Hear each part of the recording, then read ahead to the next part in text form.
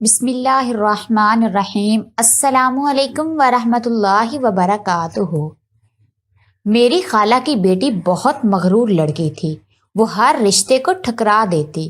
ایک دن امیر کبیر لڑکے کا رشتہ آیا تو اس نے فوراً سے ہاں کر دی اور اس کی شادی ہو گئی۔ شادی کے بعد معلوم ہوا کہ وہ لڑکا نشہ کرتا تھا۔ ایک دن وہ جوا ہار گیا اور 3 بدماش پیسے وصول کرنے کے لیے اس کے گھر گھس آئے اور اس کی بیوی کے ساتھ۔ آج جب علیزہ کے پاگل خانے جانے کی اطلاع ملی تو میرا دل ڈوب گیا۔ ایک بار قسم کھائی تھی کہ اپنی اس خالہ زاد بہن سے کبھی نہ ملوں گی، مگر آج خود اس قسم کو توڑ دیا اور اس سے ملنے کو بے قرار ہو گئی۔ بہرحال یہ ان دنوں کا ذکر ہے جب ہم ساہیوال کے ایک گاؤں میں مقیم تھے۔ میری خالہ امی سے 3 برس چھوٹی تھی اور نام رضیہ تھا۔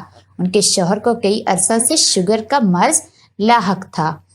یہ غریب گھرانے سے تعلق رکھتے تھے۔ رفتہ رفتہ خالو کی صحت جواب دے گئی اور وہ اس طرح روح کے باعث کام کاج سے محروم ہو گئے تھے۔ وہ سارا دن بستر پر پڑے رہتے، بیوی اور بچیاں خدمت کرتے۔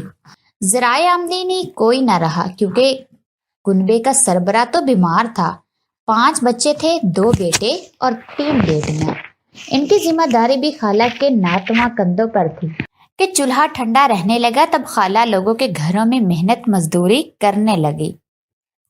کسی کے گھر کی رضائیاں سیتی اور کسی کے گندم دھوتی، کسی کے کپڑے سلائی کرنے کو لاتی غرض۔ اس طرح وہ اپنے بچوں کی ضروریات پوری کرنے لگی۔